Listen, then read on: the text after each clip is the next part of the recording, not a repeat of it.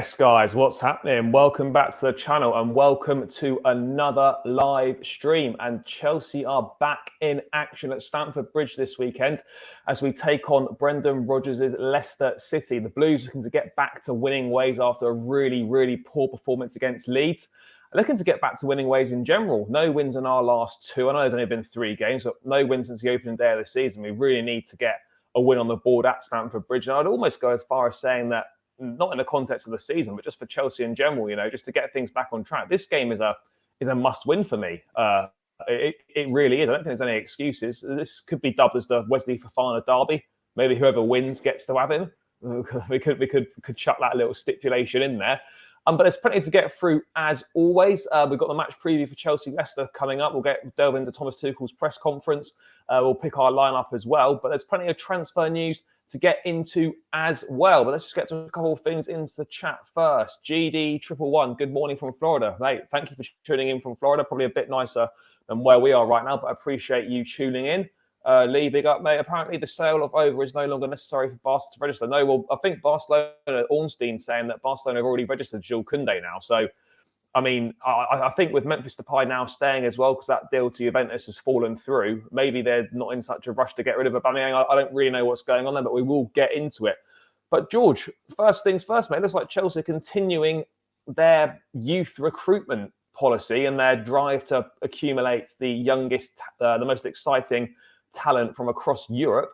And Chelsea have submitted a 15 million euros bid for Dynamo Moscow talent Arsene Zakharyan. I probably absolutely battered that pronunciation. Players agent Pavel Andreev tells RB Sport it's true, the agreement is close. And then Chelsea have already invested almost £40 million in Chukwuemeka, Casadei, Hutchinson and Slanina. So we are building for the future as well. I mean, George, I've never heard of this guy. Obviously, I don't think no one's heard of this guy really. There's a few YouTube compilations doing the rounds. He obviously looks pretty decent, but then a lot of players look good in highlight reels. He's got decent stats, to be fair. I think from 47 starts, he's chipped in with a fair few assists. I can't remember the exact number. A creative player, obviously one for the future. 15 million euros was the release clause for European clubs. I mean, it's nice to be getting these players in, but it doesn't really address what we what we need right now, and that's signings to improve the first 11 and to improve the squad, because you'd expect this guy to either be loaned out or he'll just be part of the development squad. Yeah, but that's what Chelsea are very good at in terms of development and bringing in players that we can either get a large resale value for in the years to come, or establish themselves into competitive first team football at the club. And we have done it before. People saying that Chelsea develop no younger players or they don't break into the side is a bit of a myth. So yeah, it's obviously not one that's going to be integrated into plans for now, but for the future, I mean, there's a reason why Chelsea are one of the best in terms of youth development, from whether we source that from external clubs or whether we do it from within. And it's one to watch, I suppose, for the future. And it's good that Chelsea are thinking ahead. Yeah, no, it certainly is. And obviously, Neil Bath, who's done a lot of good work at the club, has been trusted a lot with this recruitment. I think it's very much Chelsea going with players that they've scouted for a while now, particularly at academy level. And I think Neil Bath's judgment is kind of second to none in that department. So it's great to see that him and his scouting team there are obviously, their talents are being used and we're bringing in players that they feel are going to be good enough. And do you know what, it's kind of exciting, yes, you'd like some of these guys to feature in the first team maybe towards the end of the season potentially, or in League Cup games or whatever it is, but it's great that we are building towards the future as well. But again, almost 40 million pounds spent, and that's just on those 3. This could take it to sort of 55-60 million pounds as and when Zakharyan comes in. It's a lot of money to spend on the future, but George, do you think it's important that as well as planning for the now, it's also to plan for the future, so that we can avoid situations like we had with Christensen and Rudiger leaving on frees, like we've got with Kante and Jorginho, who could potentially both leave on frees at the end of this season, by bringing in players like Casadei, like Chukwuemeka. Those guys, if they do move on, we've already got players that have been in the club, in the system for a year or two, that are ready to step up. So it kind of softens that blow. It's almost like this forward planning that we've always gone on about in the transfer market, but it's never seemed to have happened with Chelsea. Yeah, of course. We've always been a very bringing players in for the now and ready-made professionals. But I think Chelsea, as Tuchel quite rightly says, are in transition, and that is across the whole board of Chelsea as a football club, not just the first team. And a lot of people don't look beyond the first team, but there's so much work that's done behind closed doors, at Cobham, and we've got a fantastic setup for those players, and for the scouting staff and the people who recruit obviously look at this very, very closely, and it is about building that. Whether that's to improve Chelsea as a side, or whether it's just for a business proposition to make money off these players.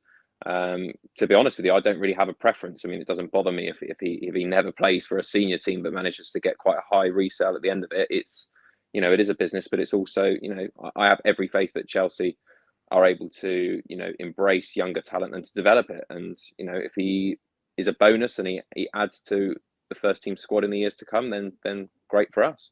Yeah, 100%. But I don't really think there's much more to add on this deal other than it's kind of taken everyone by surprise. No one's obviously really heard of him, but he's also been extensively scouted. Chelsea wouldn't just be randomly going for this guy. Obviously, with Neil Bath's recommendation, I think that says quite a lot. So hopefully, we'll see some of this guy maybe in the development squad, potentially on the fringes of the first team squad for maybe early rounds of the FA Cup, Carabao Cup games potentially as well. But it's definitely one to look forward to in the future. But yeah, from his highlights, he looks decent. But again, a YouTube compilation is not exactly the best gauge to go off a player with. And also, with the greatest respect to the Russian league, it's not a great standard. It's probably, there or thereabouts. It's like with signing players from the Eredivisie. I know the Eredivisie is probably slightly better, but, it's not the best gauge for saying how good someone is. But only time will tell how good this kid could be. And as you said, mate, even at the end of the day, if we develop him and he's perhaps not quite good enough for the first team, but we can sell him for, say, 25 million or 30 million pounds or euros or whatever, we still make a healthy sort of 15, 20 million profit on him. So it does work both ways. Yes, you'd like him to play a part in the first team, but ultimately, if we can make money from him as well, then from a business perspective, it kind of that also makes sense. Let me just quickly get to a couple of things in here. What's going to happen to Marcos Alonso? Well, I think he still wants to go to. The plan is still to go to Barcelona. Obviously, he's part of the Aubameyang deal as it stands, but Barca want that as a separate transaction. So I'm not really sure what's happening there. But I would expect Alonso to join Barcelona. I think it's all set to go. It's just not happened yet. How do we play for Russian player with the sanctions? Obviously not club sanctions, but I don't know what the FIFA rules are with kind of signing players from Russian clubs if you're in Europe. I don't know. I don't really know how that works. There was an article in the Standard saying could be quite a complicated thing to get done, but I haven't actually looked into it. What else have we got here? What's this? Why are we looking to sign a winger when we have Cho and Pulisic who can play there? If we buy Gordon and loan or sell Cho. To be fair, I think the academy players know that if you're good enough, you'll play at Chelsea. I think that's fair. Beforehand, you could maybe argue that perhaps that wasn't the case, but academy kids do get a chance. I think from Callum's perspective, that the manager clearly doesn't trust him. He needs to go out and play regular football, and maybe he could serve a future at Chelsea in a couple of years' time and whatnot. He's definitely young enough to still have it. But yeah, let's move on to the next one then. The pursuit of Anthony Gordon. Conflicting reports, doing the rounds. I mean, obviously, Chelsea have had two bids for Gordon turned down, I think 40 and 45 million pounds. And then there was the reports a few days ago that saying that Chelsea were prepared to go up to 50 million pounds plus 10 million pounds add-ons. But Frank Lampard today has been saying that there's not been a 60 million bid from Chelsea. Also, new proposal hasn't come in. He remains our player. He's in the squad for tomorrow. He's a huge player for us. Not only a big value, but more importantly to the squad, he's an Everton boy. Now, Lampard's got, someone's obviously lying here. So it's either Lampard, Chelsea, or the media. Now, or it could be a combination of the two. I don't know. I think Chelsea, maybe that bid's not gone in yet. I think Chelsea prepared to pay that much and that bid could go in.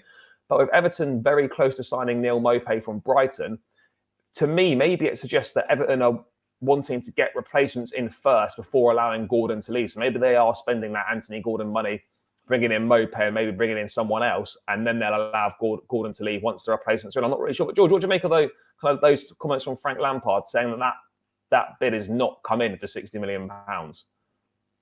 I think it's pretty honest. Maybe Chelsea haven't actually officially put in the bid. You know, there's a big difference between Chelsea prepared to and Chelsea have officially put in a bid. Maybe they generally haven't, and I think you're bang on the money with the whole Mopay business. I think they're looking to make sure that they've got that. They cannot obviously leave themselves getting rid of Gordon and then having no one in attack other than Rondon for them. So I think bringing in those players before, I think they've got the information that Chelsea are prepared to go to 60, so they're probably spending some of that already with the notion that Gordon will be leaving the club. So I don't think he's lying. I think he's been very open and honest about it, and it's quite refreshing to see because him and Brendan Rodgers in particular about a couple of deals.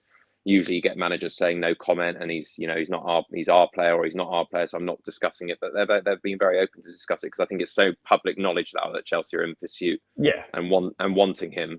So there's almost like no point now trying to say that, oh no, we've had nothing from Chelsea. But I think it'll be sooner rather than later that bid coming in, and I think once Mopay gets done, I think that'll give the green light for Gordon to go.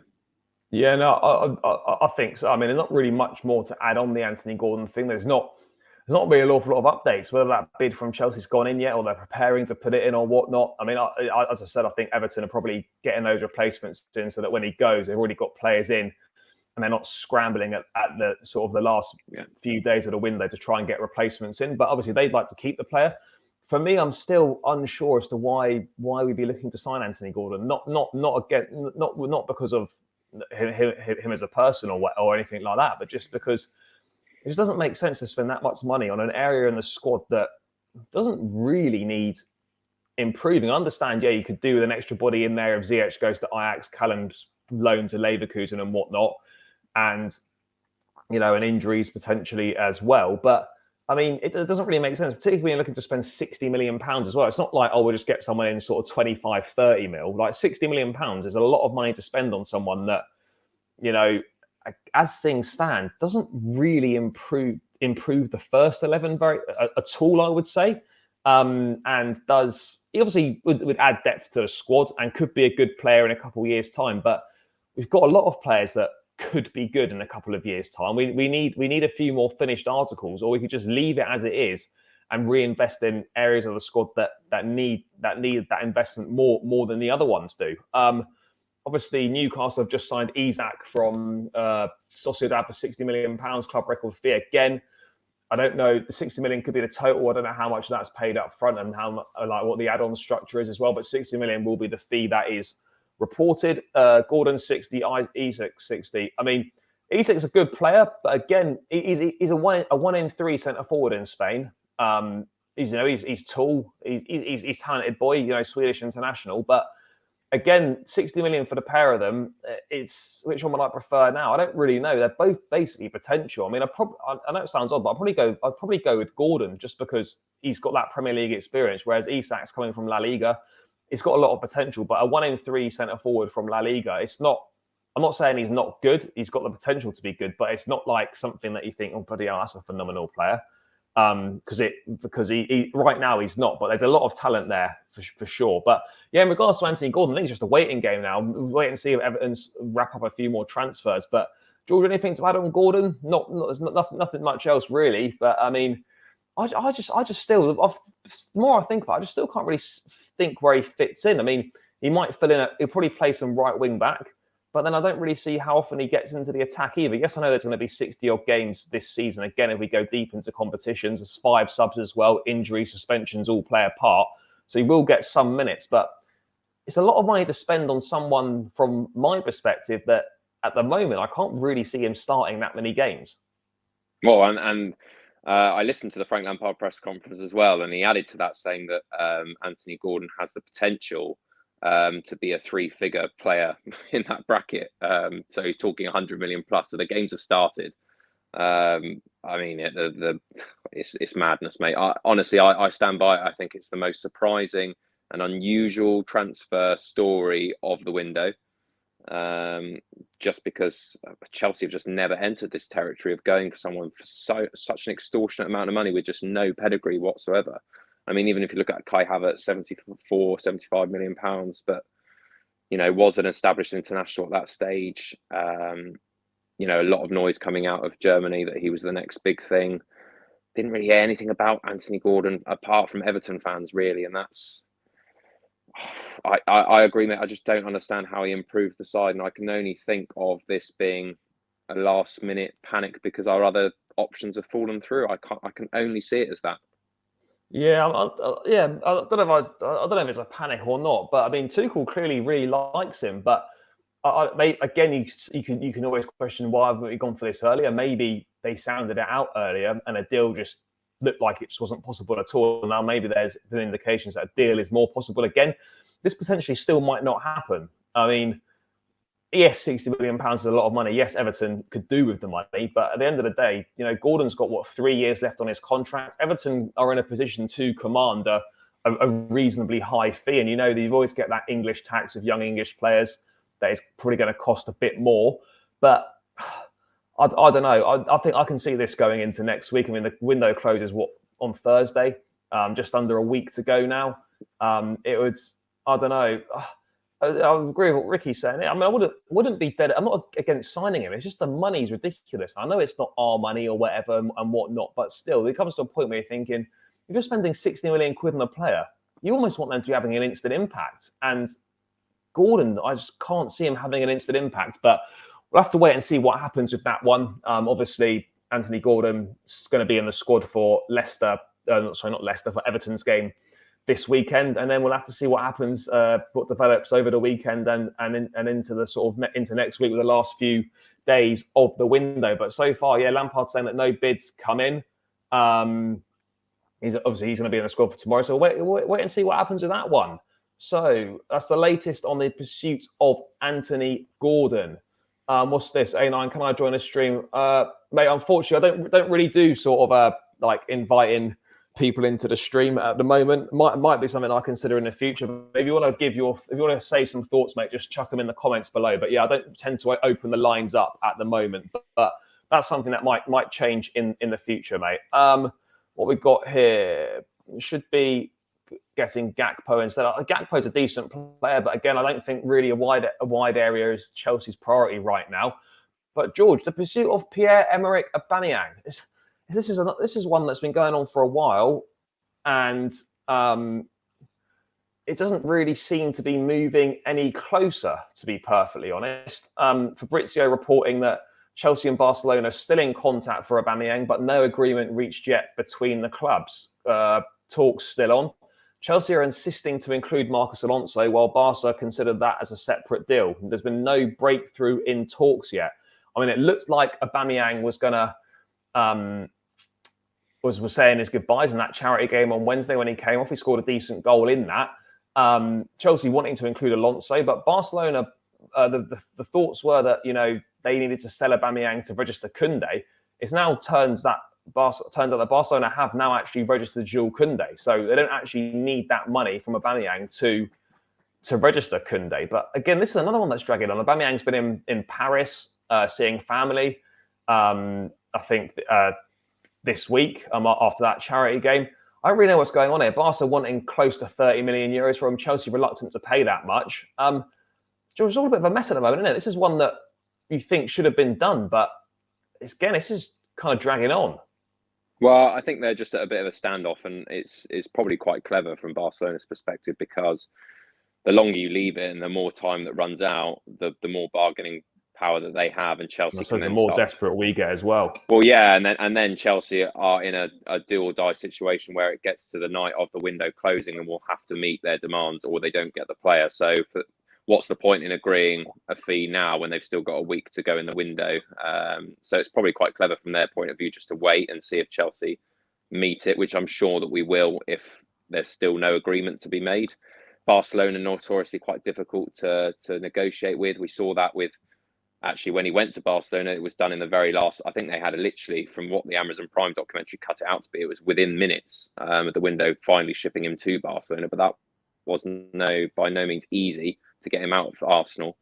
And obviously the De Jong situation, Manchester United's number one target for the whole window, and yet that went all very quiet and they're still not happening. So I think they've been quite difficult this window for reasons that we obviously know. But there's no they've got the upper hand. They can just wait, and then hopefully Chelsea just push the panic button and meet their demands. Yeah, I mean, I don't think we'll pay the 30 million euros. We might offer a bit more than we're prepared to offer. But, if this is the number one attacking target, which it clearly is, you've been following him for a number of weeks now, wanting to get this deal done. It's clear that it's Tuchel's number one priority. He wants the player in. It's almost at the point now, obviously, you don't want to be held to ransom and overplaying what you think players are worth. But we kind of are desperate. We can't afford to go into this season with adding no more attackers, in my opinion, because what we've got just isn't good enough and isn't working right now. Look, is Aubameyang the long-term answer? No, but he'd be a good short-term fix, I feel. But I don't know why this keeps dragging on. They want to include Alonso, but it doesn't look like that's going to happen. I don't really know what's going on, but yeah, it's just a bit of a mess. And with time running out, you're sort of thinking every day that passes, you're like, for me, there's more and more concern that maybe this deal might not get done. I don't really know, but you just want the players in as quickly as possible because, we could do with him this weekend. It's not going to happen. We've got Southampton away on Tuesday night. It's doubtful that he would feature in that game, even if he signed in the next couple of days or not. So, it is frustrating, but that's kind of the latest on the Aubameyang deal is that things are really at a bit of an impasse. There's not really any update other than the fact we're still locked in talks and Barcelona don't want Alonso included as part of the deal. So, there's not really much room for maneuverability at the moment on that deal, but hopefully in the coming days there should be a bit more information on Pierre-Emerick Aubameyang. But as things stand, there's still no update. But it is frustrating because I wish we got these signings in. George, are you feeling at the moment, mate, that having started the window really positively with Sterling, Cucurella, Koulibaly coming in, etc., and then with adding these young players, it's almost become a little bit frustrating now because we're struggling to get Fofana, which we'll come on to in a sec. Aubameyang pursuit's dragging out. Gordon, we're not really sure what's going on. It was almost turning from positivity in the first part of the window of those signings coming in, and now thinking this window could be going from like sort of an 8 or 9 out of 10 with those three to suddenly thinking, well, this could actually end up being a 4 or 5 out of 10 window if we can't get any more players in. Yeah, it's always harder to deal with players late on in the window because I think clubs are becoming settled and they don't want to have disruptants in the group with stories coming out that a player might or might not be going, particularly when we're coming up to 4 games into the season. Managers want to kind of deflect the responsibility. Clubs, now it's a bit last minute. Teams are all but there, other than maybe the few other emergency additions. And the hardest part is it's very public of Chelsea's problems, inability to score goals. And when you're dealing with Premier League clubs, they obviously know that they don't want to strengthen anyone, either above or below them. So it is going to be harder. I know we've obviously already signed Cucurella and Sterling, but it was a bit different because I think, Sterling... It's kind of a free run to Sterling. Yeah, Sterling was unhappy and he was surplus to requirements. Cucurella probably could have stayed, but the jump up was so big, and I think there was a chance that he could go Manchester City, but they were just not prepared to meet the demands of going over £40 million for him. So with Gordon and with players like that, it is becoming harder as the window draws on, but it has become a bit frustrating towards the end. Again, particularly when you see stories coming out of someone, again, talk about goal scorers. Mendes apparently, in talks with Napoli over Ronaldo's move to there, and you think, again, if we're so desperate for goals, why didn't that materialise? I don't know. But like you said in the last video, mate, if Tuchel wants these players, we have to back him. We have to hope. And he said very clearly in the press conference that sometimes you don't always get what you want. So he's prepared that these players might not come in. And, if he does get these players like Gordon, he's going to have to live and die by that decision because they're ultimately his players. Yeah, no, 100%, mate. And moving on to the pursuit of Wesley Fofana. Obviously, it's a long drawn-out pursuit at the moment. A 4th bid is being prepared. So Chelsea preparing a new bid for Fofana. It will be around £75 million. Obviously, he won't be part of the squad for the game tomorrow at Stamford Bridge. New bid's been discussed internally since Tuesday. Obviously, if Fofana joins, Chalobah will be allowed to leave on loan with Leipzig, Inter and AC Milan interested in him. I mean, George, this is another saga that's quite frustrating. you do feel it is eventually going to happen. It is very, very drawn out at the moment. But £75 million, I don't know what the structure, how many add-ons there'll be. Add-ons could take it over 80 million, which is kind of what Leicester are looking for. Do you expect this bid to be accepted? This fourth bid now? I mean, time's running out. Whether Leicester go for one more attempt and reject it to possibly get 80 plus. I mean, we don't know what the add-ons are, but you would suspect this is getting very, very close now. And this is also a problem for Leicester because they don't want to miss out on a huge instalment of cash. So we could just walk away. Yeah, and the time to obviously reinvest that. I mean, they might not get the opportunity to do it this window, but for Leicester, that's a huge amount of money that they can reinvest, and they need to reinvest it. They're not playing well; they're in a bit of trouble at the moment. And as much as people say, well, it's their right not to, accept the money. It's also, for a player that doesn't want to play for Leicester City anymore, it's a bit silly to turn down when it's getting to this sort of figure. But I think this one's the clearest. Even though it's long-winded, we knew that he wasn't going to feature. We know he's probably not going to play for Leicester again, and he's more than likely going to come to Chelsea. It's just a question of, are Leicester going to perhaps reject one more time to see if they can get one more big push bid in? But it's a risky business because if they do and Chelsea pull out, then they've lost a huge amount of money. Yeah, no, it is true. I mean, there's not really much else to add on it. Obviously, it would have been nice if he'd been in. Like, we could have got this wrapped up earlier, and he could have been playing this weekend. Obviously, with Koulibaly. No, it was never going to happen, though, was it? Out suspended. I suspect, mate, that something will get announced once we've played them on Saturday. I don't think they'll want some sort of transfer announcement before the games happened. So my hunch would be that this bid perhaps has already gone in. They just won't make it public to the media until actually after the game, and it probably will be accepted. And I think maybe Sunday, Monday, early next week, it will come out that a deal is very close to being done. I just don't think they'll want to announce that close to a game, even though everyone knows that Fofana is probably going to end up leaving Leicester. You just don't want. It's probably not the best time to announce that sort of thing. But George, on Trevor Chalobah, are you surprised that if Fofana comes in, he'd be allowed to leave on loan? Because he had a very good season last year. Some decent teams in Leipzig, Inter and AC Milan interested in taking him on loan. When you look at Chelsea's options at the back, Silva, obviously Azpilicueta, Reece James can fill in there. They've got Koulibaly, Cucurella, 5, and Aspi. I mean, there's 5. Fofana would be a 6th option. I mean, with injuries as well and stuff, I'm playing 3 at the back. We could end up being a little bit short. I mean, I think it's worth Chalobah sticking about. Are you surprised that Chelsea are prepared to let him leave on loan if Fofana comes in? Because I think they could still do with him because the depth's not that great. Yeah, I've said before, I'm surprised that from a Tuchel and a Chelsea's perspective, they're willing to let him go. But I'm not surprised that this has materialised because if you're Trevor Chalobah, you look at that pecking order and you think, well, I'm bottom of the list, really. With Fofana coming in as well, you could argue that Cucurella is also, I think, potentially going to play as one of the 3 in the centre of the 5. So that's another option. Does leave us a little bit light, and particularly if you take into consideration the age of some of those players as well. Thiago Silva's not going to play every game. Azpilicueta's not going to play every game. Ben Chilwell still not up to fitness in the back line. So there are problems there, but you've also got the likes of Loftus-Cheek perhaps playing as a wing back as an option. If Gordon comes in, there was talks about him possibly playing there as well. So we have got options, and I think for Trevor Chalobah, he does need football for his next step. He was obviously establishing himself in the first team well last season, but it was quite patchy. I'm just really surprised because he played really well. He was decent, and like for him to suddenly be behind Azpilicueta in the pecking order is a bit odd for me.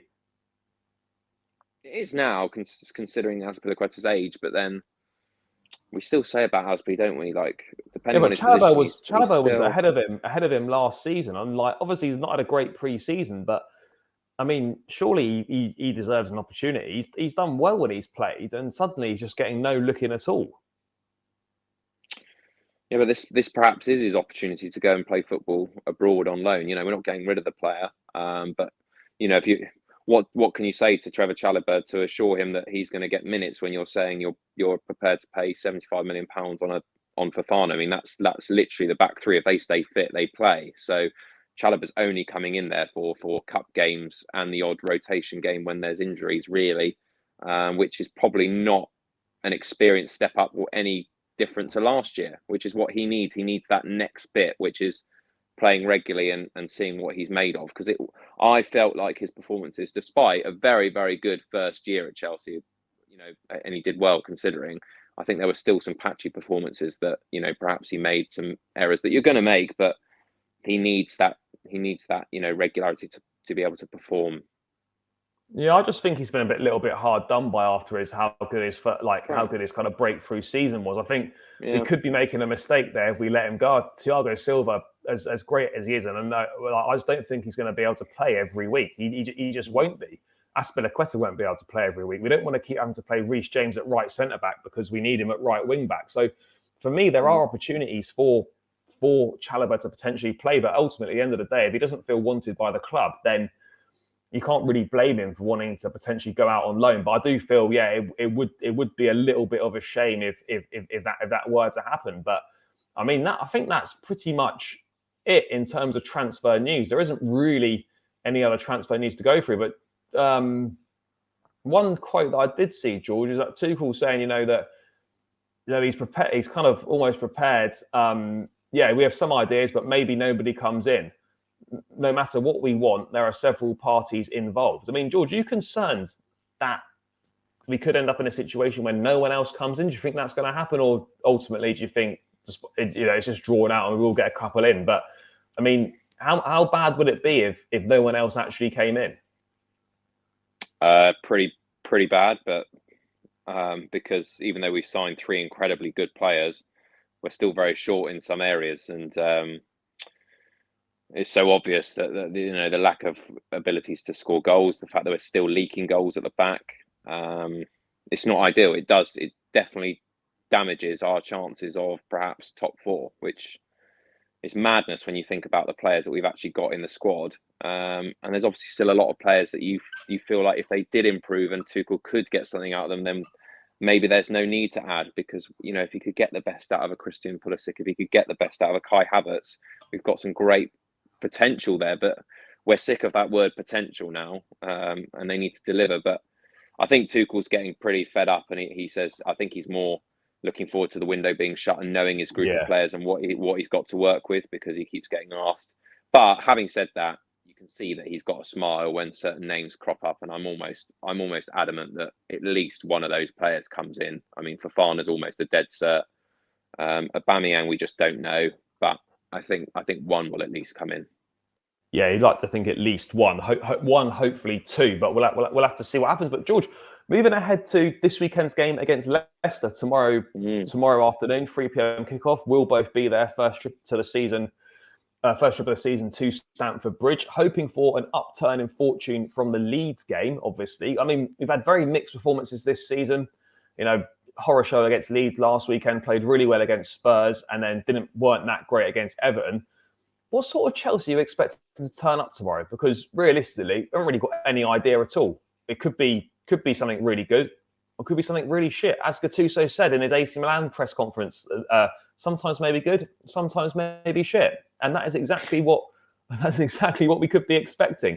I mean, what sort of Chelsea are you expecting to turn up tomorrow? Because it's vital that we get an instant response to that.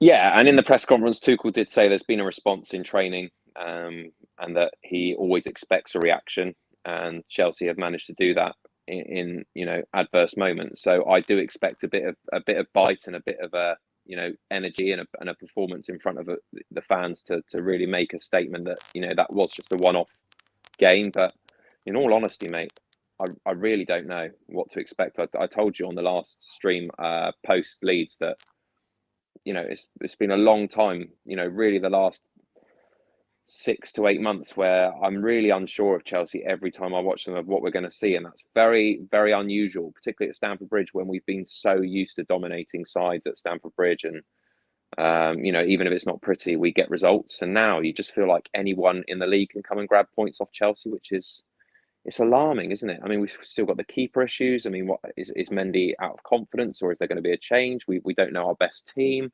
We know we can't score goals or create chances. So in any game at the top level, that's going to create problems. Leicester aren't playing well at the moment, which is probably a saving grace for us. But then Leeds were a relegated side. They haven't won a game all season. Leicester. Yeah, and I know Leeds is a notoriously difficult place to go. We hadn't actually won back to back at Ellen Road in the top flight ever. So you could argue that that was always going to be a tough one, but they almost got relegated last year, and we got absolutely spanked. We didn't just lose. Well, they lost their two best players in Rafinha and Calvin Phillips as well. But I mean, they've obviously invested well, and they were just miles better on the day. But again, a reaction is so important. It's all very well saying, we've looked better in training, we've analysed it, we've used this week to go over things, try and reinstill confidence into the group, but it's not about doing it in training. It's not doing it on the pitch. That's where it matters. All right, it's great to do well in training, but ultimately the points are given out on the pitch, and you've got to deliver on the pitch. I mean, George, do you think this is a must-win game for Chelsea, even though we're only 3 games in, having had a draw and a loss in the last 2? Do you think this is must-win on Saturday? No, it's not. It's not. It's too early to say must-win, particularly when. No, I don't mean in the context of the season, but I mean must win in terms of kind of like stopping the mini rot and just putting that Leeds result to bed, because you want to get a win really after getting thrashed like that. You want to get a win on the board as soon as possible. I'd probably phrase it the Mourinho way, saying we don't have to win, but it's a must not lose. I think I think a draw would obviously not be great, but draw would be poor. I think another loss and then a bad loss, I think the fans start to get a bit pissed off, in all honesty. I think it's a statement. I think it's all about the reaction tomorrow. If we play like Spurs, I think we played against Spurs, even if we lost the game, I think we're all aware that we perhaps lose the game because of the problems we've got, but we need to see a reaction tomorrow. If we come out and we're not at it and we're second to every ball and they score early and we again have the same kind of return rate of lack of chances, lack of goals, and I think Tuchel is in a bit of trouble. I know it's early days, but you just don't want a losing like a winless streak to start. And like we're in 2 games now, but 2 games could easily become 3, which then could easily become 5. Like things are tricky, so we do need to get a win. But as I say, the most alarming thing is the consistency, just not knowing what sort of performance we're going to get tomorrow. I think ultimately for me, the most important thing is to just get the win on the board, get the 3 points back on the board, get back to winning ways, because the games are coming thick and fast now. The midweek games start next week. We've got Southampton on Tuesday. And RD makes a good point in the chat as well. Even at this early stage, it's frustrating because City dropped points against Newcastle and Liverpool lost, and we didn't actually gain any points on any of them or take points out of them, which again, you can't really afford to pass up these opportunities very often. You're not going to get a situation where City and Liverpool drop points on the same weekend too often. I'm not saying we're in the title race, but you want to try and put yourself as close to the top of the table as possible and take advantage of the rare occasions when those teams do drop points. I mean, George, just a quick word on Leicester. Obviously, it's been a difficult start to the season. No wins in their first 3 games. I think they're actually bottom of the table. I think it's 1 win, 1 draw, and 2 losses, which is not great from their perspective. Obviously, Fofana looks like he's going. Vardy's obviously signed the new contract. They've lost Kasper Schmeichel. No new signings at all for Leicester City. Brendan Rodgers must be fuming in regards to that. Obviously, they had 2 5th-place finishes. They won the Community Shield, won the FA Cup. Do you think it's got as good as it can get for Leicester and Brendan Rodgers? And now we're seeing perhaps a demise. And for me, mate, I actually think it could be one of the first to go. Yeah, I agree with you, mate. I think we both said, last season that they peaked and that they've overachieved. I mean, as much as you don't want to disrespect a team like Leicester, because they did win the Premier League not too long ago. They've done fantastically well. I mean, unbelievably well. Winning the FA Cup was a fantastic achievement. Like you said, finishing 5th. Yeah. Yeah, but I mean, just it was a great achievement for them. Yeah.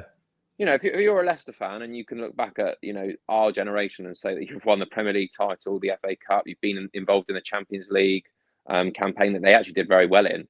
I think they went out to Atletico Madrid in the end. Yeah, they did. Yeah, and only narrowly. They did quite well. And yeah, like you said, 2 5th positions. I mean, they are massively overachieving for me. Fantastically run club. probably the best owners in the business in terms of, rapport with fans and making it, value for money, and all the free stuff that they give out to the fans and all of that. I think it's great. And I have got a little soft spot for Leicester and for Brendan Rodgers. I think Brendan Rodgers is a really intelligent, smart coach. We obviously saw that at Chelsea. But I think you're right. I think they're just, unfortunately, they're always going to be a selling club. So they always lose their best players when they start to build. I think selling Kasper Schmeichel is a really strange one. I think about it for free anyway. Yeah, but, why? I mean, I don't think they've strengthened that position at all. But it's a difficult situation with Brendan Rodgers because he's losing his best players. They're, until they get money in, they're not able to reinvest, and it's a bit of a catch-22. But I do think it's the demise, and I can't see where the improvement comes from with the squad that they've got at the moment. I can't. No, I would agree, mate. I mean, obviously, in regards to tomorrow's game, Fofana's not going to play. That's going to be a problem to them at the back. They're susceptible at the back. The likes of Soyuncu, Evans, and Marty, not great defenders really anymore. But George, they still do carry a bit of a threat through Jamie Vardy, James Maddison, who actually is a doubt. He scored at Stamford Bridge last season. I'm not sure if he's going to feature or not. I read a report that he was potentially a doubt. I'm not sure if that's been confirmed or not. But the likes of Barnes, Maddison, Iheanacho from the bench, Patson, Daka, there are a couple of dangerous threats in attack. I mean, any key areas that you're potentially worried about at all? Can you envisage Leicester causing us any problems? I suppose with Vardy, give him a sniff and he normally sticks it in the net. Harvey Barnes, an exciting young talent as well that's done very well last season. And James Maddison as well, I think is a top player if he ends up playing. There is a threat there. Yeah, and I think both teams aren't in great form, so I suspect quite a bit of a battle tomorrow. I don't think it's going to be easy for either side. I think both are desperate to obviously get some sort of positive out of this game, and will both, no doubt, Leicester will come to Stamford Bridge and believe that they can get something because Chelsea equally aren't in great form. So, as much as you probably don't back Chelsea or this game being very high scoring, it has the potential to be quite open because I think both teams have got nothing to lose in this sense. Just going for it. So I anticipate quite an entertaining game tomorrow. Yeah, no, well, I hope at the end of the day, mate, as long as we win, if it's entertaining or if it's a bore fest, I'm not too fussed. I just want us to get the 3 points on the board and get back to winning ways. But it will be a tough game. I think now would be a good point to get into the lineup. And to be fair, there's a few things up for discussion in picking the lineup as well. Guys in the chat, let us know your thoughts about the lineup as well. If you agree or disagree, who you think should be playing where. And before we get into the lineup as well, guys, please make sure you smash the likes on the stream. Nowhere near enough likes at the moment, so please do get those likes up. If you haven't done so already, please smash that like button. And please also subscribe to the channel as well. We're heading towards 1.5k at the moment, so please do subscribe to the channel if you haven't done so already. I think we're a couple away from... Well, actually, we're a couple away from 1.4 at the moment. So, yeah, if a few of you could just subscribe to the channel and get us over that 1.4k mark, that would be really appreciated. I mean, George, starting in goal is obviously going to be Edouard Mendy, but how important is this game for him tomorrow? Given that the critical error against Leeds last week, his questionable form at the start of this season and towards the back end of last season, it's really important that he gets a clean sheet and has a safe game, isn't it? No mistakes or anything like that. Otherwise, the pressure will really be on. Yeah, he'll be watched a lot by Chelsea fans and probably the Chelsea backroom staff as well tomorrow, because I think this is a bit of a eyes open for many that your position is at risk if you have another drastically bad error in you. Chelsea haven't been solid at the back, but we'd expect him to start. You can put those mistakes to bed. It was a terrible mistake, but other than the mistake, yes, the distribution wasn't great, but I think it's always good for the manager to make sure that you can put a wrong right, and you give him the opportunity to do that. Yeah. But yeah, another bad performance tomorrow, mate, and I think his position's up for grabs. I really do. Yeah, they're quite positive, but he will be in the sticks tomorrow for sure. George, this is where it gets interesting. The first decisions that are up for debate. There's no Koulibaly, obviously suspended after that red card against Leeds. Yeah. We've also got obviously is Reece James going to play at right centre back? He started right centre back for the last 2 games. Is he going to revert to wing back? Will Azpilicueta come in? Will we see Chalobah? Will Ruben play at right wing back again? Who's going to play in midfield? There's a lot of things up for debate, but I mean, George, one certainty is obviously Thiago Silva in the heart of that 3-man defence. But what are you doing with the rest of it? I mean, you expecting, like we saw against Leeds in the second half, or part of the second half, Correa to fill in at left centre back? Is that what you'd go with? Yeah, I think Correa is going to play the centre of the three. Chilwell left. I think we'll see what we saw in the second half against Leeds. I do believe that. It's obviously debatable whether he brings in Aspi as another centre on the right, and then James as a right wing back, which I would prefer. But whether he goes with Loftus again, because he did actually. Loftus was one of the players who gave a lot of effort in the Leeds game. So whether that's warranted him another start, I don't know. I just don't know. I mean, I think I'd go Aspi and then James. I probably would. Yeah, I mean, do you think that? Team, so. I mean, do you think that there's a chance we could see Reece James for a third game in a row at right centre back? We did see it against Leicester before. I know Jamie Vardy's a year older, and Tuchel likes to keep Vardy quiet, and he put James on there to combat his kind of pace. But Vardy perhaps is not as explosive as he once was. What are we thinking? I just think there's a chance, but I think at home we need to be playing James. We can be doing that at home. We do. No. Yeah, I think. I would like to see Aspi play in the centre of the three, and then James on the wing back position. I want to see Chilwell and James playing the wing backs. Yeah. Did Gordon come to Chelsea? No, not yet. There's not really much of an update on that, other than Lampard saying that there's been no third bid yet from Chelsea. That could come, but no real updates on Gordon as of yet, guys. So yeah, let's go. I mean, I'd love Chalobah to play, but it's so obvious that he's just not in favour at all, and it would be a big surprise if he did play. So Azpilicueta, Silva, and Cucurella, I think that probably is going to be the back line, and then Reece James at right wing back. George, would you say he's probably our most important player in this system in terms of like how important he is? I mean, not only defensively, but also getting forward. I mean, the amount of balls he puts into the box and his delivery is phenomenal. So it's, for me, yes, he can play at right centre back, but I think it's just such a massive waste, particularly in a home game against an average level of opposition. No disrespect to Leicester, we can really afford to kind of push the boat out a little bit here, I think. Oh, I think so, and I think we need to play. That's if we're going to play this system, we need to play those James and Chilwell or Cucurella at wing back. The wing backs are so important in this system. And yes, I get the idea that James sometimes needs to tuck in as a centre half because of his pace and his strength and his ability to deal with certain players. Completely agreed with it against Spurs, keeping Song and Kane quiet, which works so well. But in games where we're at home against sides that are really struggling for form, we should be going out with confidence, and we don't need James's reassurance at centre back. So I honestly do think that should be the way it goes.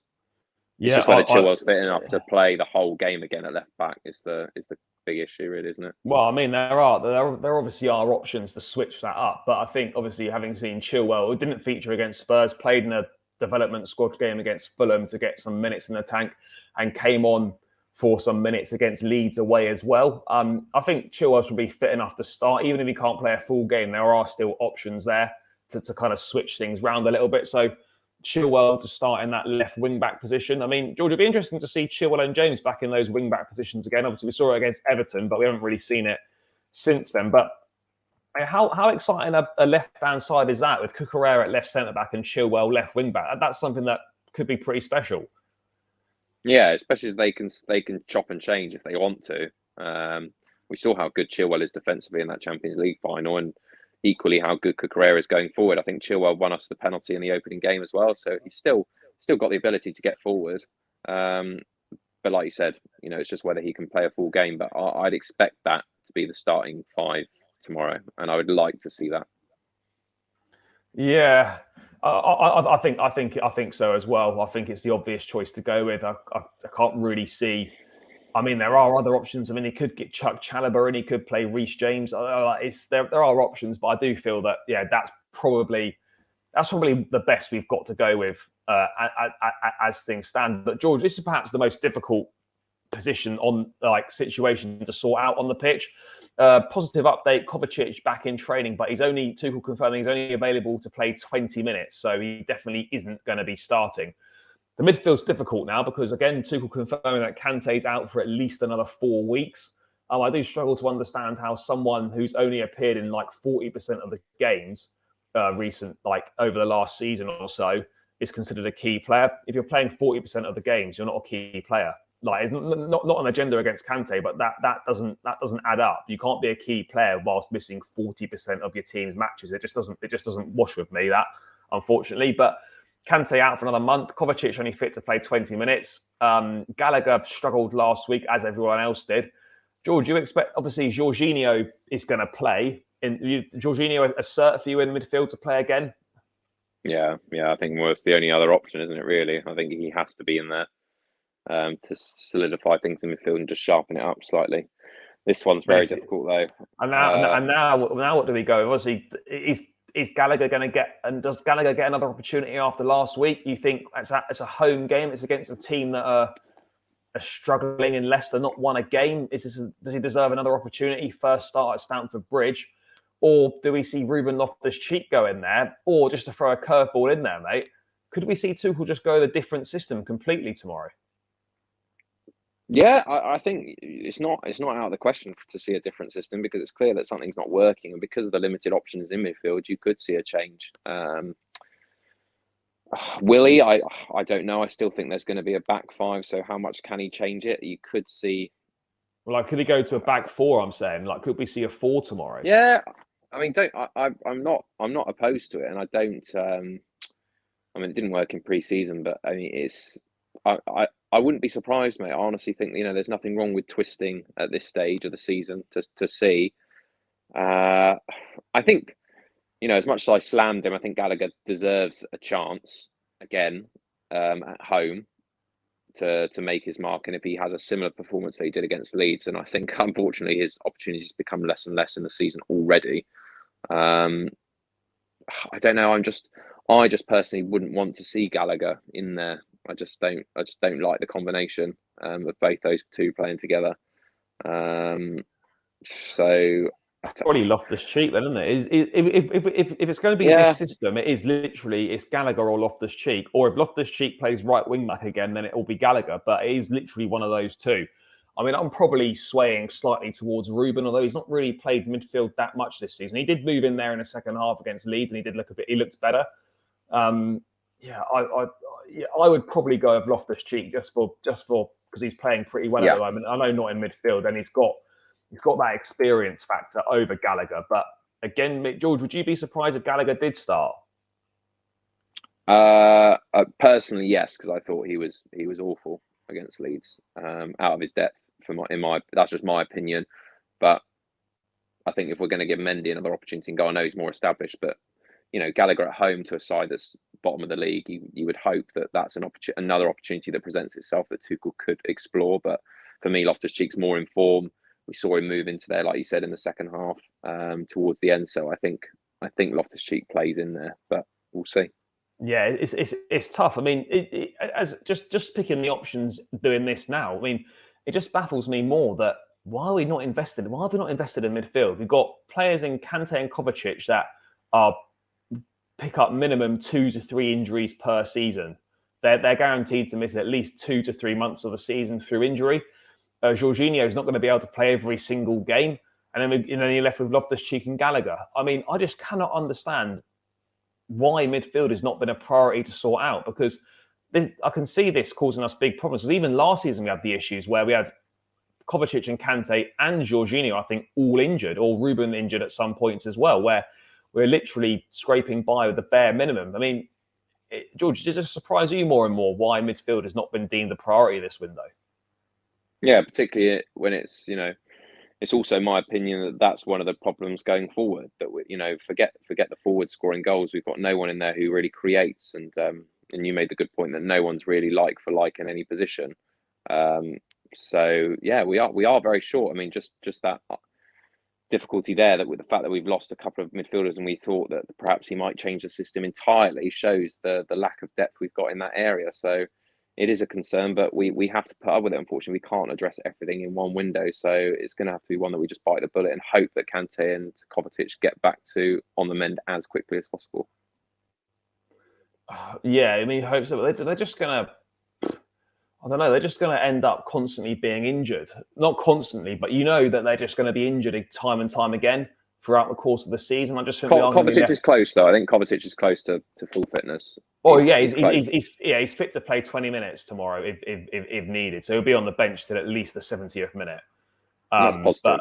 But yeah, it's a positive for sure. But it's by no means like he's back to full fitness sort of thing. It is gonna take a few games to get him back into it. But I mean, it is tough. I just wish wish we would address the midfield. But it's the one area of the pitch, of the squad even, that's just not been invested in for years and years.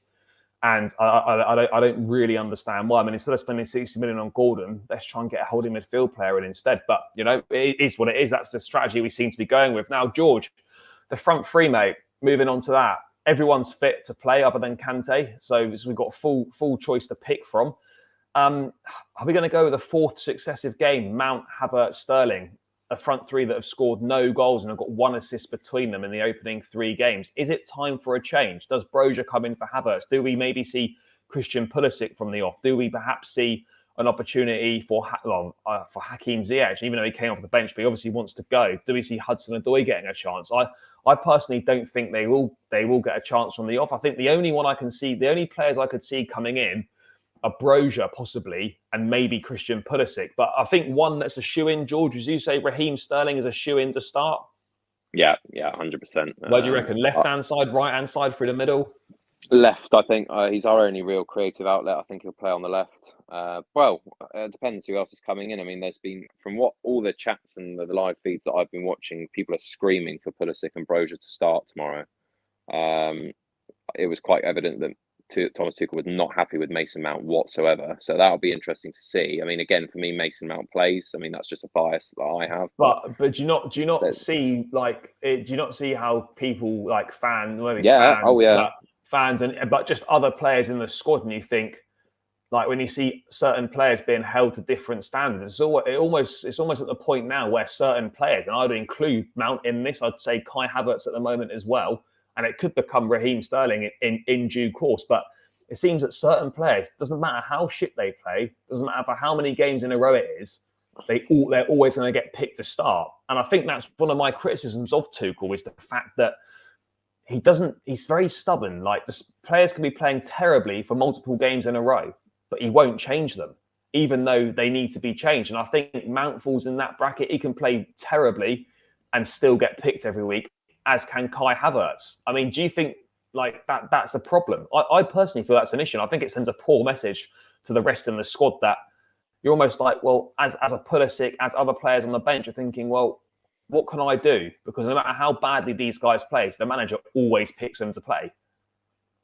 Yeah, it's an issue. My bias is totally irrational, because I just say Mason Mount starts because it's Mason Mount. I mean, if it was any other player, we'd be talking about he shouldn't play. But I think there's no doubt that Tuchel trusts Mason Mount in what he does for the rest of the team. He's been quite critical of him, though, hasn't he? We had the sleeping gesture against Everton, and he was obviously subbed off against Leeds. I mean, it's not been the best start to the season for Mount, but I mean, do you think it's unfair that certain players are picked regardless of how well they're playing? Unfortunately, you always get that with managers. Managers always have preferences of players, don't they? It's like Southgate, isn't it? Yeah. Well, it's just players, even players trying to prove a point and get in the side. That you're always going to come in with an idea and a philosophy and your bias on players. Like, we're human at the end of the day. Like, Tuchel's always going to prefer someone like a Kai Havertz over a Broja because, I don't know, nationality. I mean, is that? I don't know.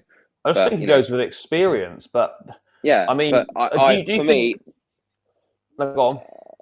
No, I was saying, for me, one that has to come out is Havertz. Has to come out. But are you sticking Mount on the right hand side then? Do you think Mount? I mean, this could be a front two with Mount in behind, but just putting it as a 3-4-3. But again, that could be different. By the way, guys, over 50 of us in here, so keep smashing those likes, get those likes up, and please subscribe to the channel as well. We're actually only a couple of subscribers from 1.4K, so I'm sure there's 2 of you in here that haven't subscribed. So if you could please click that subscribe button to take us to that 1.4K mark, that would be greatly appreciated. I mean, George, does Mason Mount start for you tomorrow? For me personally, yes, but I would completely understand and wouldn't be surprised if Tuchel dropped him.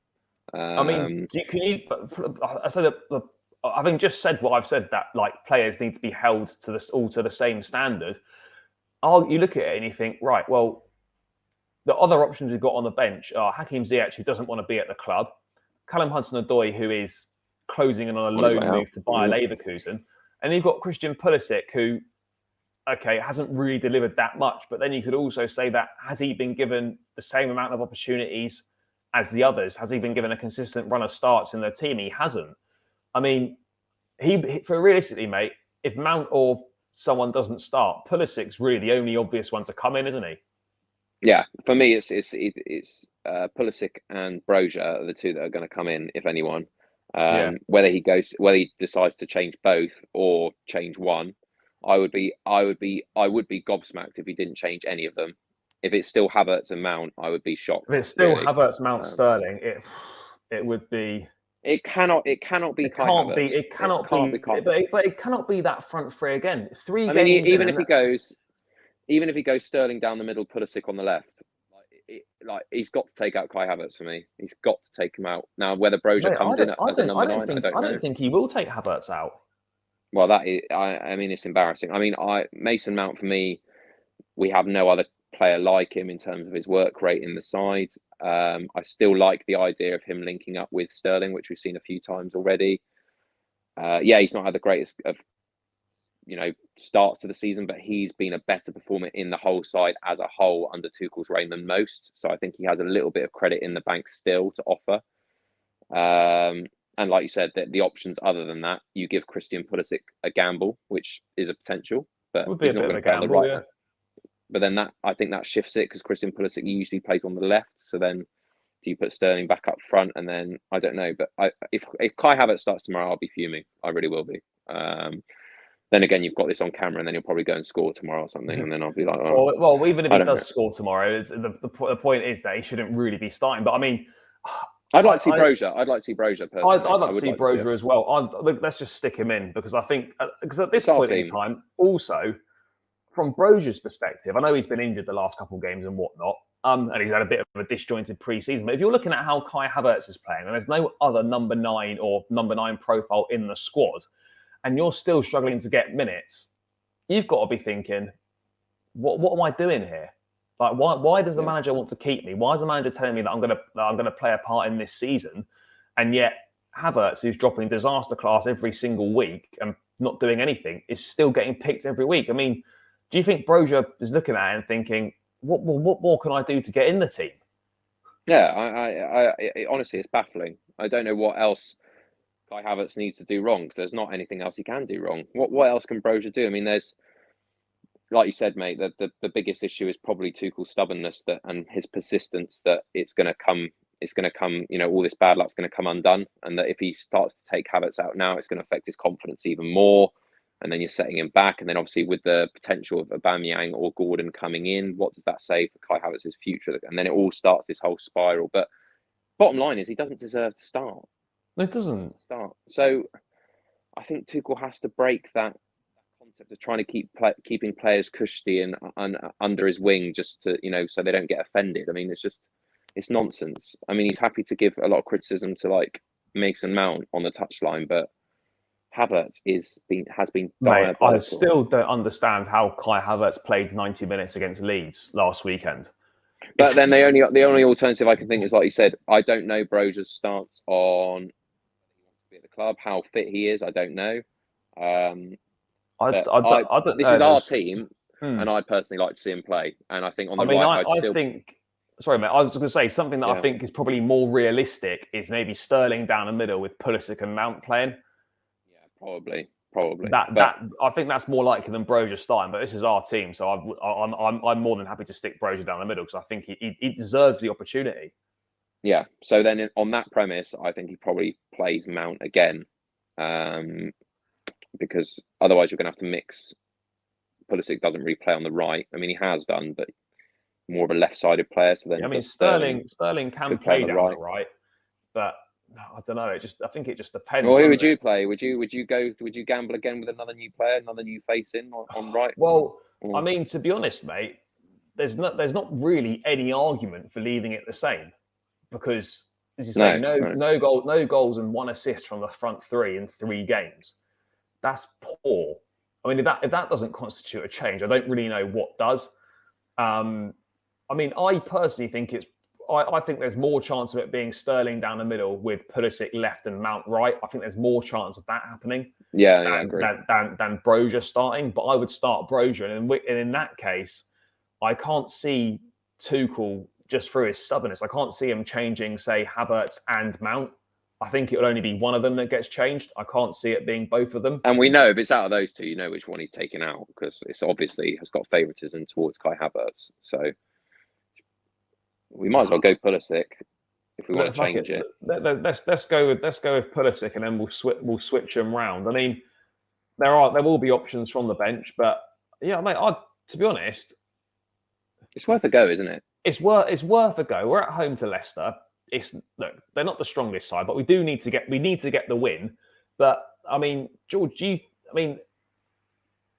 think that he's going to change too, or do you think it's just going to, or do you think it will either be the same again or one gets changed? Yeah, it's either the same again or one gets changed because of his stubbornness. But like you said, mate, you summed it up perfectly. Like, you know, if this doesn't warrant a change, then what does? And we're playing bottom of the league against a side who's also struggling for form. You know, I think the team needs a bit of a shake-up, that actually there are competitions for places, and we need to make a statement. We need to make a statement of saying, look, the performances up front, particularly, have been piss poor, and your position isn't safe. And yeah, Pulisic might not be, you know, ideal, and it's probably not a first-team player. Broja, okay, hasn't really got any experience playing for Chelsea, but they deserve a chance, and your place in the squad, you haven't been good enough. So if you want to come back in the team, you're going to have to perform better. I think just playing these players week in, week out, when they, you know, just got battered 3-0 against Leeds away from home and not created anything. Mate, you'd expect a shake-up, wouldn't you? We've just lost 3-0 away from home and you've played awfully. You'd expect at least, well, I mean, we're not in a position to be making loads of changes just through injuries. No. There's one enforced change through Koulibaly's suspension. But you'd expect 2 or 3 changes from a team that's just lost 3-0. You'd expect a few changes. And you know, I know the managers don't give a shit what the fans think, really, bottom line, because it's their decision. Really, no. But you'd get far more respect from the fans if we went with that tomorrow, shook it up and still lost or didn't get a result, and say, at least we tried. Whereas if we go with the same front three and it is shit, there's going to be absolute carnage. There's going to be bedlam at the Bridge, being like, why did he go with Havertz again? Like, it's almost like setting yourself up to get criticised when he can't be criticised for trying to shake it up and it's still going wrong, because then it's like, right, we really are short. We need signings. It's not working. He's tried to change the complete front three. You know, just try it. It's early on in the season. All teams are struggling for form. You know, we should be winning the game. That's still a strong enough side to beat a bottom of the team, Leicester. Please just stop being so stubborn, Tuchel, and try it. And if I see Havertz on that starting sheet tomorrow, I'm going to go mad. Honestly, you're going to run onto the pitch and get a stadium ban. Yeah, I might try and take him off. Yeah, I might just try and push it. Well, you don't need to. You don't need to. He plays, and you sometimes have to check that he's still on the pitch. That's how bad he is. Yeah, mate. I didn't even know he was on the pitch last week. Honestly, mate, you couldn't even notice. But yeah, for me, Broja needs to play down the middle, Pulisic and Sterling. But that's what I think we go. I think it needs a shake-up, and I think, as you said, mate, it's important that it doesn't matter who you are in the team, what your standing is within the squad, that if you don't deliver, you're out the team, because otherwise it sends the wrong message to the players, the guys on the bench, when you're thinking, well, if a guy in my position plays terribly every week, but he's still playing, what more can I do? And it also sends the wrong message to the guys that are starting, because they can just think that, like, well, it doesn't matter how shit I play, I'm just going to play every week. So it works both ways. We need competition for places, and we need players to realise that if they don't perform, then they're on the bench next week. It's as simple as that. And I think 3 games for a front three starting together, and you've contributed no goals and 1 assist, that needs a change. It's as simple as that. That has got to change, and hopefully it does change. But I mean, yeah, that's the team we're going with. Mate, it looks decent on paper. I know football's not won on paper, of course, but I mean, I look at that and I think, yeah, the back line's pretty decent. Obviously, Aspie not great, if we're being perfectly honest. The midfield is a bit of a problem.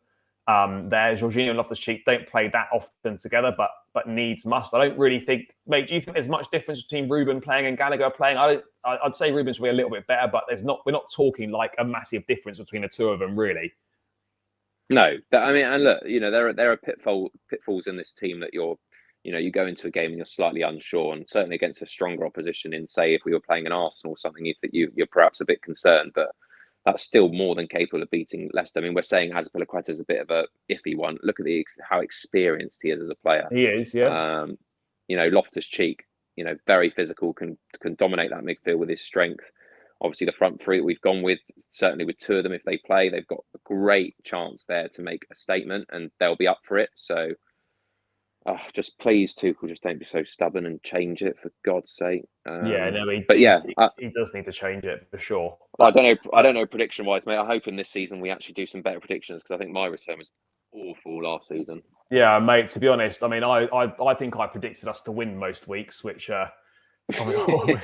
Well, no, but if you're being honest, mate, you'd expect. We should be winning at home most weeks. We should be winning at most weeks. You should be winning at home. So, mate, what we'll be going with them? Obviously, on the back of a 3-0 loss at Leeds, we got Leicester City bottom of the table, no wins at all this season, coming to Stamford Bridge. That only means one thing, and a Leicester win, doesn't it? Do you know what? I was going to actually. I can't come on this channel and always say Chelsea wins. It's just not right, is it? I suspect we're going to struggle for goals again tomorrow. I think it'll be an entertaining game. I'm hoping it'll be slightly open, because we can, both teams will go for it. But I don't think we're going to win, mate. I don't know. I just don't think. Not feeling it. If he picks, put it this way, as a condition in it, if he picks that team that we've picked, I expect to win. If he doesn't, if it's Kai Havertz again, and it's no change, and it's Gallagher playing, and it's I fear for a draw, perhaps even a loss, mate. I don't think Leicester will come and win, because I think they're in a bit of a shit situation. Yeah. No, but I could see a draw, mate. I could see a 1-1, definitely. Oh, mate, I could definitely see a draw taking place. Our home form's not good. I mean, yes, despite how well we played against Spurs, obviously there were circumstances dictating it, but we did draw again at home. Dropped more points at home against Tottenham. We really need to get back to winning ways. I mean, I don't know if I'm just being slightly deluded or slightly biased here, but probably a bit of both. I just think we can't not win this game. Leicester are really poor. They've added no signings. Maddison could be missing. Vardy's not quite what he was. He's still dangerous, though, if you give him a sniff. Defensively, they're all over the shop. Not a great standard. I mean, we've let in 5 goals in our last 2 games. I think it's a little bit rich from me saying that at the moment, but I'd expect us to win. I don't think there's going to be I can't see us scoring that many goals, but I do think we'll probably let one in. So I'm going to go with a 2-1. I'm going to go with a 2-1 Chelsea win. But again, I wouldn't be surprised if we let a goal in. And what I will say is, mate, if we concede first, I think we're in big trouble, because if we go behind, I can't really see us scoring 2 goals. That's the way it is. I think Chelsea at the moment, if we go behind, we're not really winning the football match, and that is a big problem. But hopefully, George, me and you both there. I mean, I'm a bit worried about going, because when all the games I've been going to recently, we keep losing.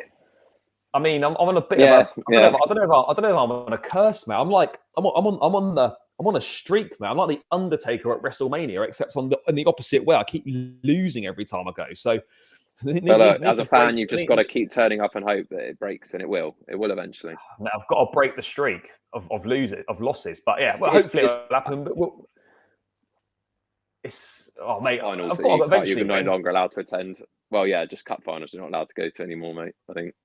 Well, no, mate, I'll still be going. No cup finals. Mate, no cup finals, no away days. Mate, 3 away games I've been to. I've been to 3 away games. I haven't seen us score a single goal in any of them. We've lost them all. It's an investment. We'll one day on this channel, we'll be at a cup final or at a big away day, and we'll win. And we'll win. And we'll win an epic, and it'll all be worth it. As a fan, you've got to accept the bad times. Yeah, I've got to accept the bad times. But, mate, me and you will both be there tomorrow. So looking forward to a Saturday afternoon at the Bridge, back there for the first time this season. Hopefully it will be a Chelsea win. But as with our consistency, we're just not so sure at the moment what Chelsea's going to turn up. Hopefully it's a decent performance, a decent win, get 3 points on the score sheet, and then move on to Southampton on Tuesday away from home, which again will be another tricky game. But guys, still over 50 of you in here, by the way. So keep smashing those likes on your way out. Please get those likes up. Smash the like button, really appreciate it. It helps spread the algorithm, really helps us out, and it's free, takes you less than a couple of seconds. So hit that thumb button, smash the likes, and more importantly as well, guys, please subscribe to the channel as well. If you're watching now and you're not subscribed, please do subscribe. We're heading towards 1.5k now, so keep subscribing. If you haven't done so already, please click that subscribe button on the way out. We'd really appreciate you subscribing to the channel and joining the community that we're building here on the channel. So yeah, please subscribe on your way out. George, I'll see you tomorrow, mate. Guys, until then, take care.